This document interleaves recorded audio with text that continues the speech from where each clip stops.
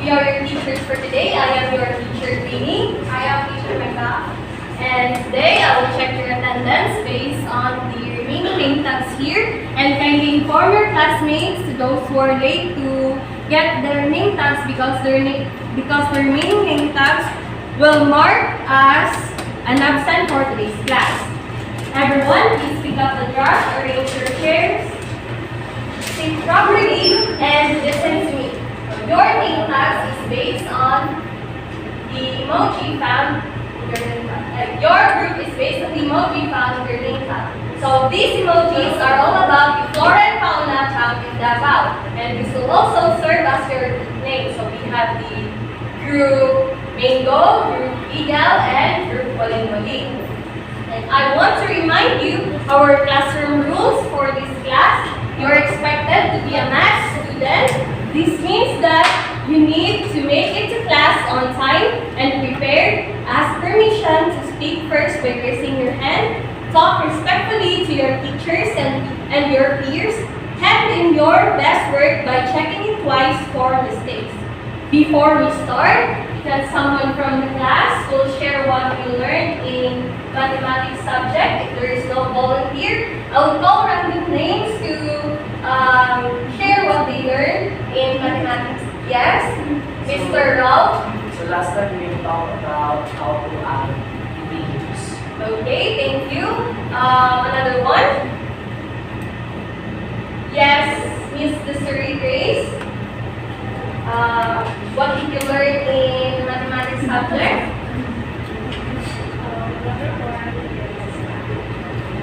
Okay, thank you.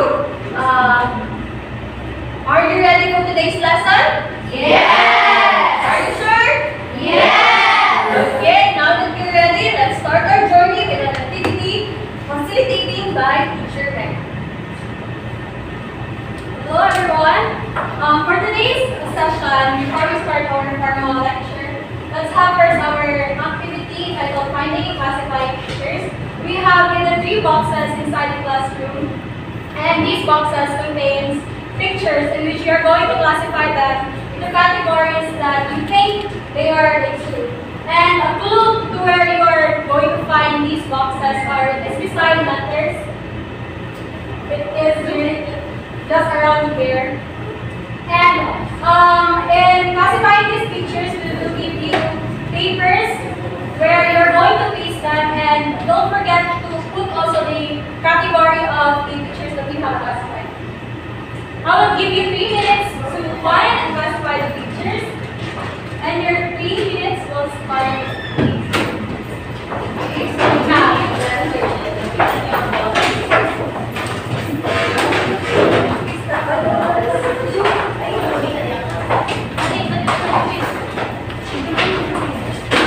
just take one box with your and also don't forget to take the letters with you. The letter that you have found.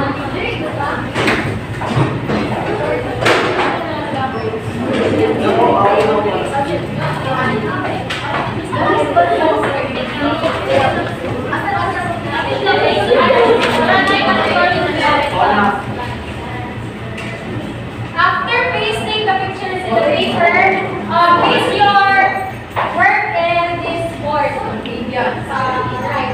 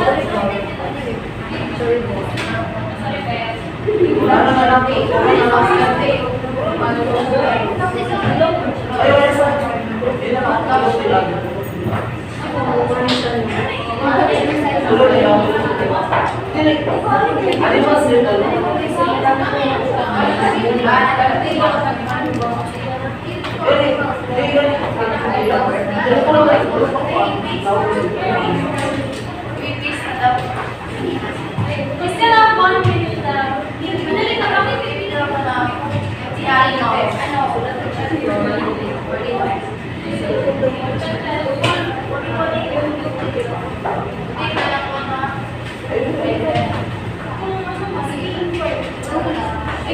Sali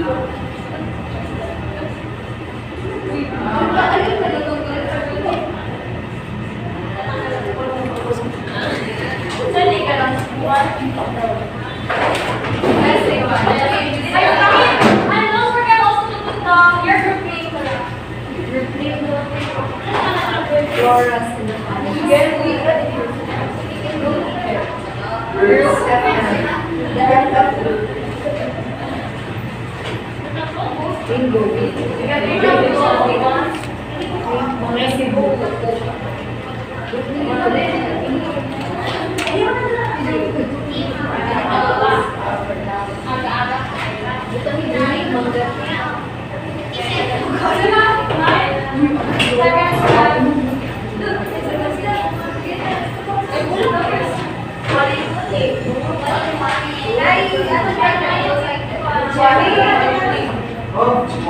Face your work now.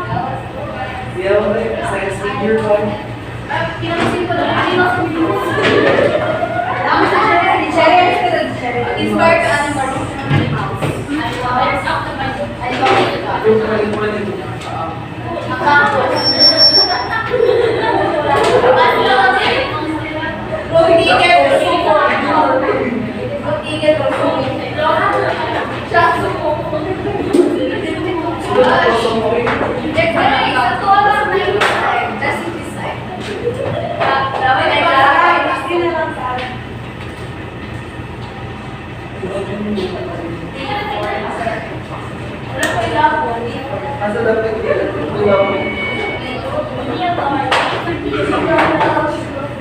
Everyone, class, I'm going to check if you have classified the picture as well. Very good. Everything is in order. After this activity, thank you so much for everyone's participation. After this, I am going to ask 3 questions. And those who will answer will be decided by our 3. In this 3, we have given names. And the first time who's going to answer number 1 is Miss Johnny B or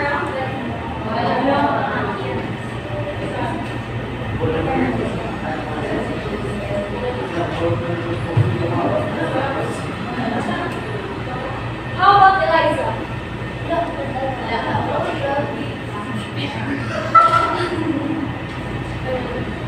Miss Sarah.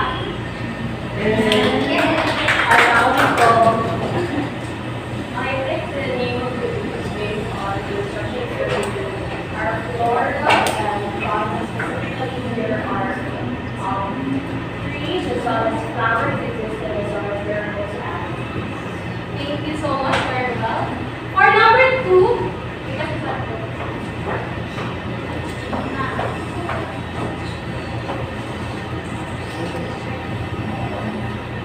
how about Jishka? We group the objects because they have the same characteristics such as the animals and the flowers. Thank you so much. For number 3, we have given you letters, right? And these letters, this person will arrange here in front. We have Anna Marie. And this 4 word would be our topic for today.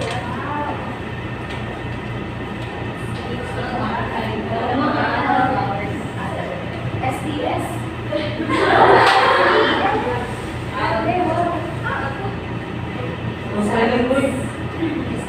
Can you read the 4 words? Thank you so much. Very good. For today's class, we're going to talk about sets. Okay, before we will define what is set, let's have our learning activities.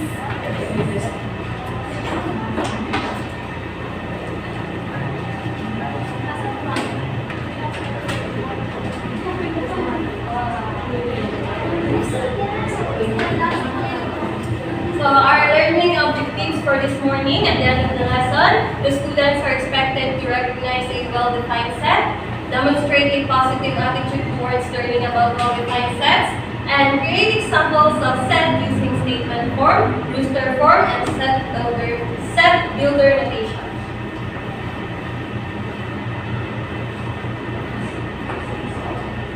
Okay, can you read the definition of set? A well-defined group or collection of objects that share common characteristics. Okay, the groups are called sets. In biology, scientists classify living organisms into different groups based on their shared characteristics. Sets may be thought as a collection of living organisms. For example, set of animals that can be found in our environment. So we have a cat, frog, and chicken, and Dog. so in listing a well-defined set, a set can be named using letters like A, B, C, D to Z, and uses braces to group elements of set separated by commas. So, ano siya are the elements of the set. Now, if the set contains many elements, we often use 3 dots or called ellipses.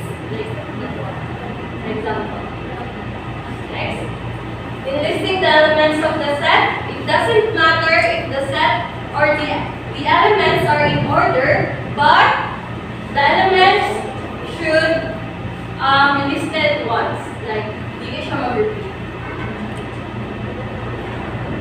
Like for an example, so it doesn't matter if the order of the elements is in order or not, and the elements of the set should not be repeated. Next slide, please. A set of specific fruits that are commonly grown in Davao is the following. So this set named F, consisting of the specific fruits that are commonly grown in Davao. Like durian, lanzones, mangosteen, avocado, and pomelo.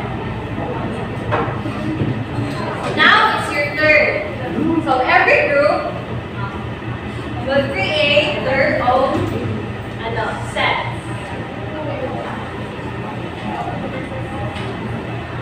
Here in the board.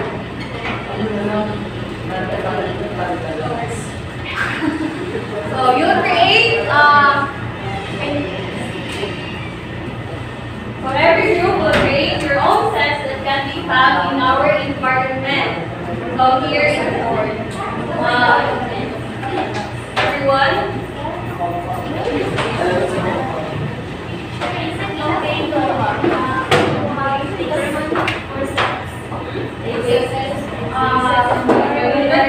It's all about the living organisms that can be found in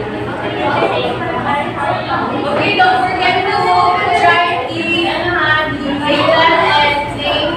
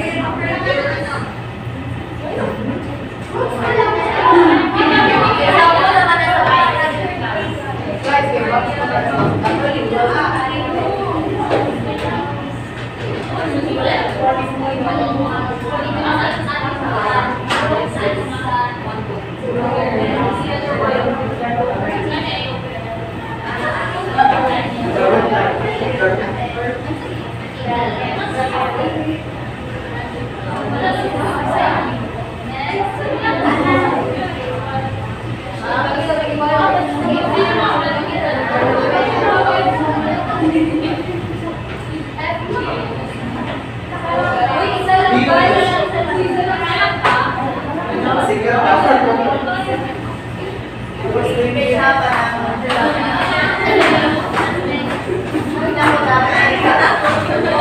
please choose representative to explain your work.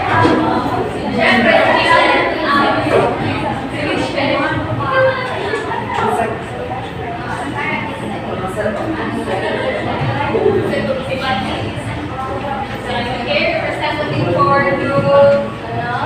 Yes. So hi everyone, good morning and to you.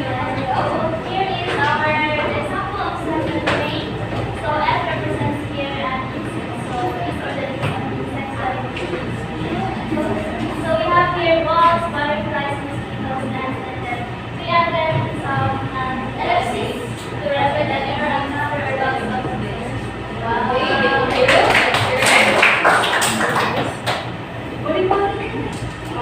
Next, si Group Paling-Paling. So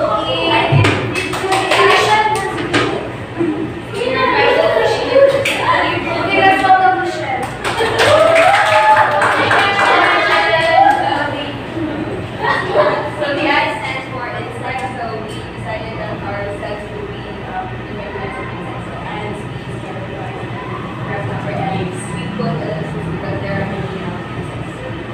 Is that all? Good job, Michelle. The next group, Bingo. Your representative.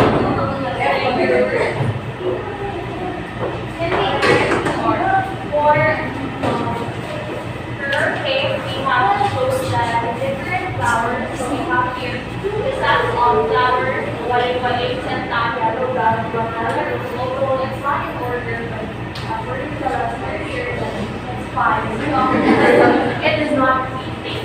Okay, your answer is correct. So now let's proceed to example of a non-well-defined set. Can you read the examples? Set of delicious fruits in Davao. Set of beautiful flowers in Davao. Set of big trees in Davao. Okay, those sets are not well-defined since people have different opinions about the delicious fruits, beautiful flowers, and perspective of big trees that can be found in our environment. Now let's proceed to representation of sets, which will be taught by Teacher Mecca. Hello again, class. We have three ways of representing sets. We have statement form, the rooster form, and the set builder form. In statement form, we are just going to have a description of the members of the set that we are included in the set, and it is still enclosed in a curly braces, just like what you did earlier. The rooster form naman are those elements that are described in the statement form. So, statement form, that's just a description of what is the set all about, while the rooster form are the list of the elements.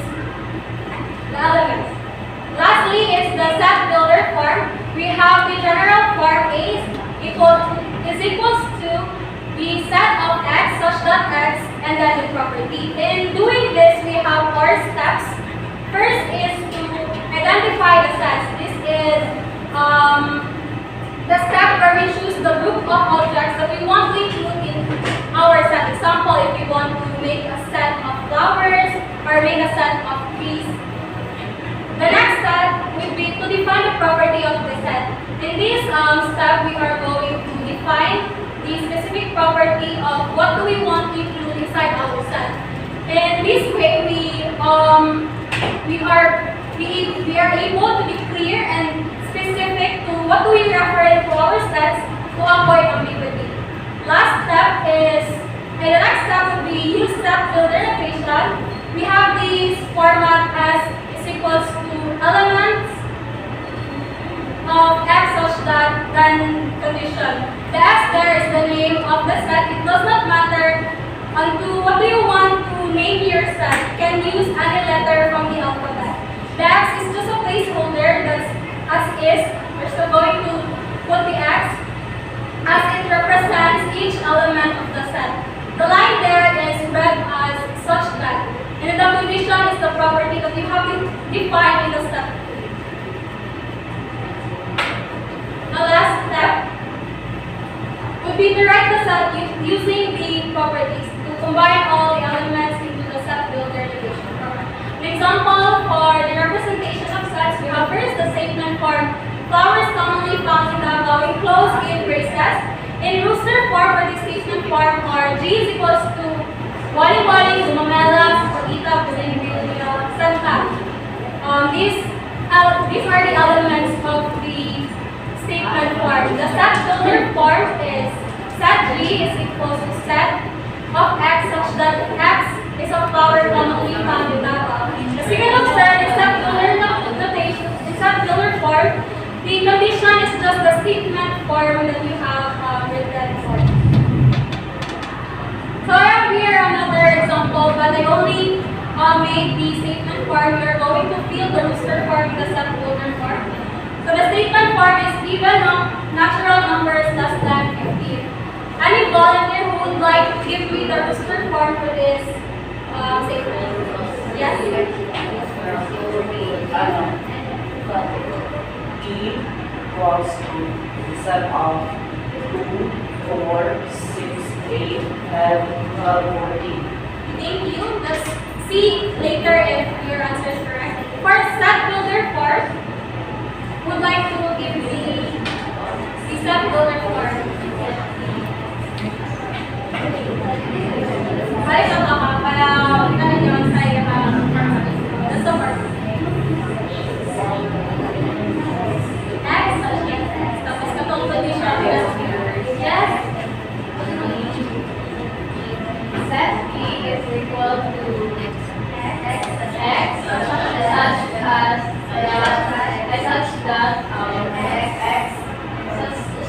such that X is a set of even numbers. Less than. Thank you so much. So let's see if we have gotten correct. Well, I named my example set A, pero it's okay. Set A would be naman. It's still correct. However you want. So we have 2, 4, 6, 8, 10, 12, 14 for the rooster form, and the set builder form is X such that X is an even natural number less than 3. You have, I believe you have understood the ways of representing these sets. Very good, everyone. At this point, you're not ready for the application activity. Name well-defined sets of consideration. Okay, everyone. Every group will have its assigned task, and please choose representative each group to pick up and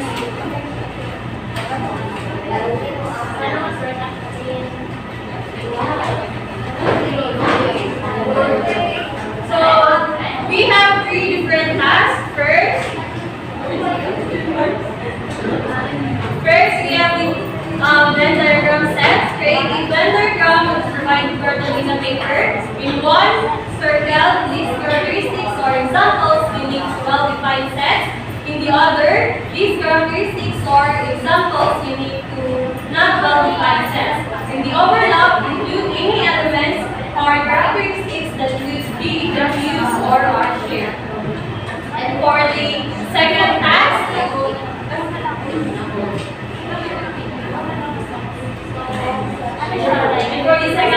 we are collecting objects and representing sets. Find objects around the classroom and create 2 distinct sets. Represent each set in 3 different ways: statement form, rooster form, rooster notation, and set visualization. Write representations on the set. Representations on the Cartolina paper provided. And for the next task, the role play is set-based scenario. In your group, brainstorm a real-life scenario where the concept of sets would naturally apply. Develop a short role play, 2 to 3 minutes, where each group member plays a part to show how items or people belong to the different sets. This task is intended for 5 minutes. Your time starts now.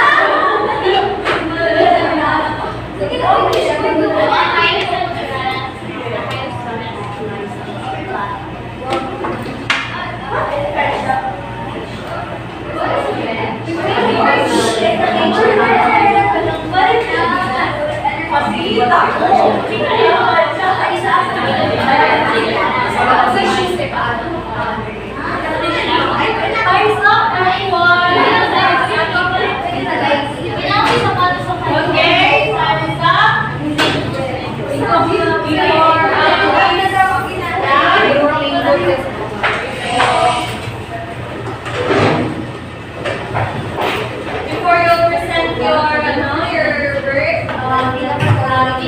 material.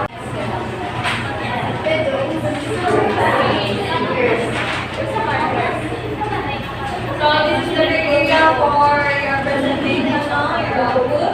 We have understanding of the concept, examples and relevance, analysis and insight, organization and structure, formatting and presentation.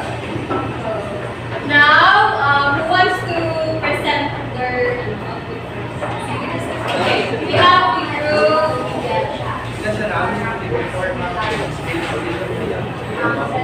So good morning everyone.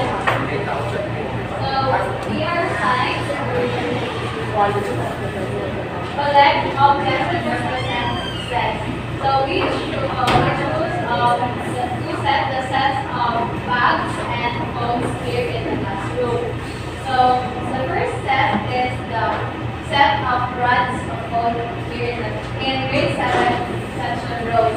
So in statement 4, Gray says different brands of phone of grade 7 rows. Then in resume form, set A is equal to Gray says like the set different brands of phone, iPhones, Vivo, Samsung, Huawei, and Oppo.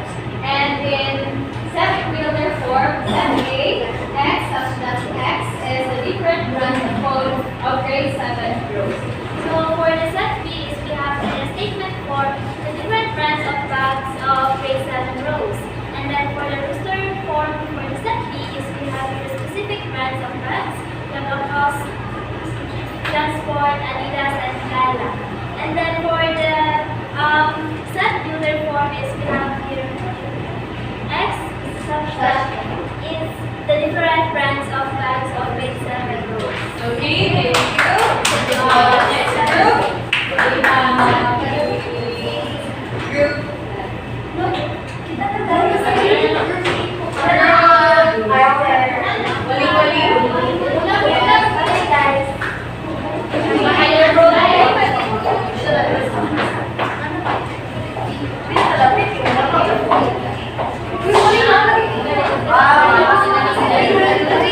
Let's go, guys. Good morning, everyone. So we are from Group Maling and our task is to do a role play, a set-based scenario. So we are going to brainstorm a real-life scenario where the concept of sets would naturally apply. And we are going to develop a role play for 2 to 3 minutes where each group member plays a part to show how items or people belong to different sets.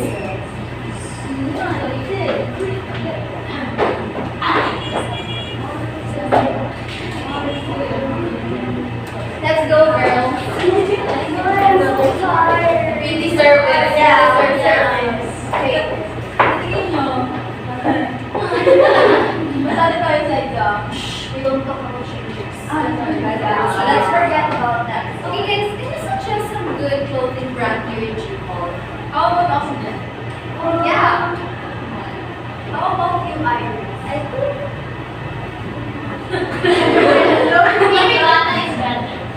I think Fensha is much better. No, for me, it's so much better. That is also nice. H&M. But how about shoes? So fab! Converse. And you can add cats to it. Cats. Cats will also be department store is good.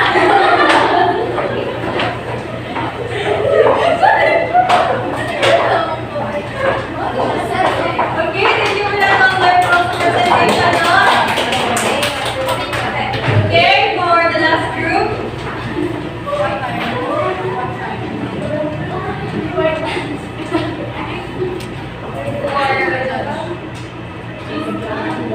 For our group, we have here the task one, which is the Venn diagram stats.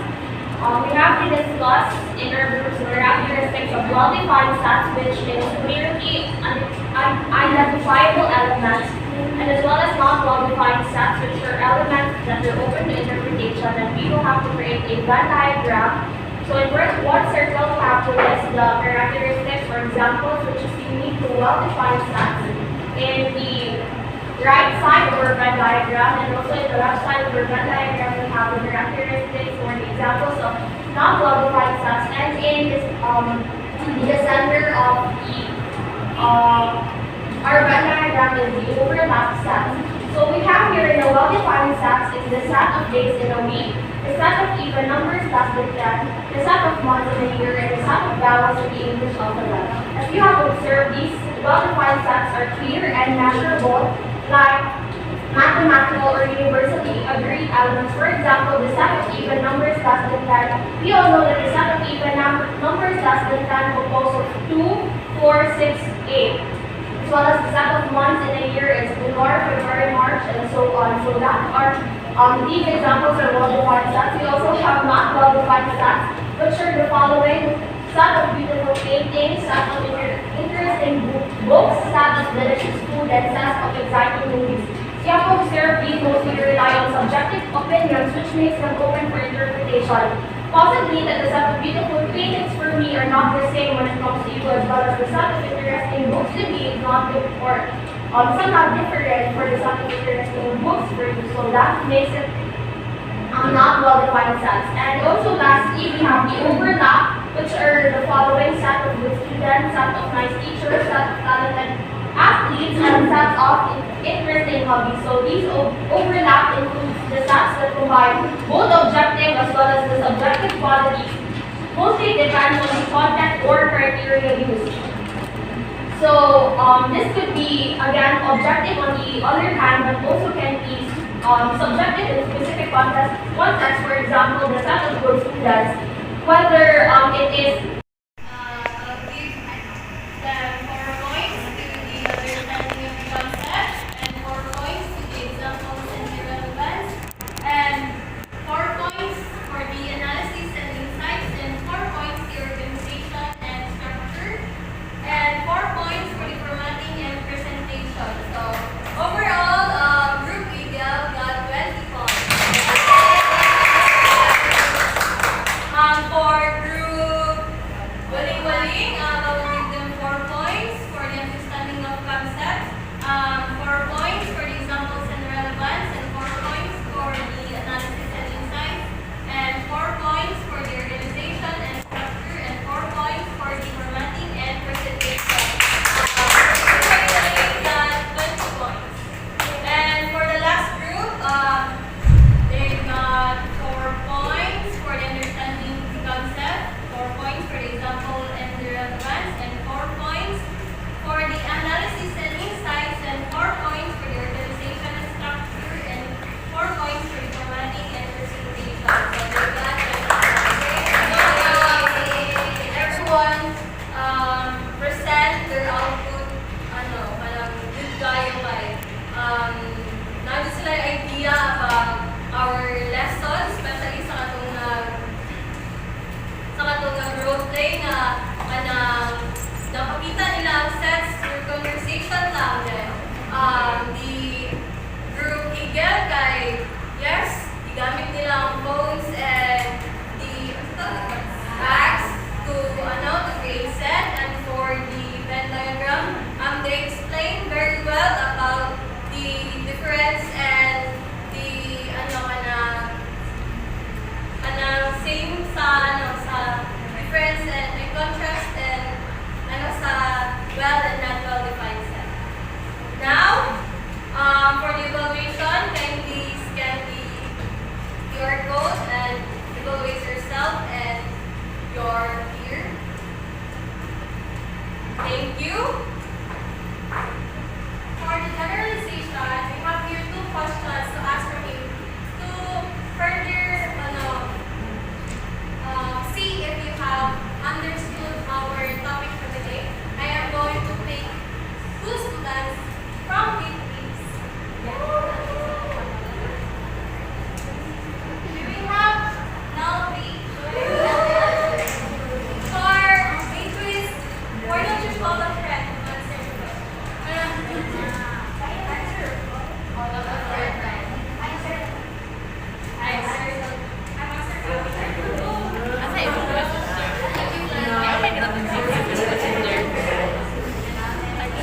Can you read the question? Here own words, what does it take for a set to be well defined? It explains the concept using a simple everyday example. So when you talk about well defined set, it refers to the group of set where you can clearly decide if something belongs to it or not.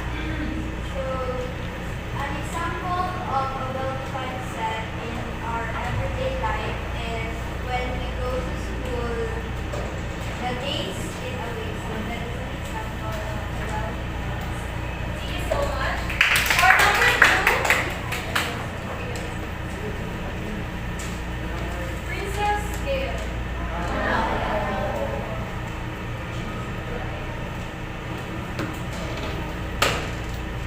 Ralph? Follow friend or go answer?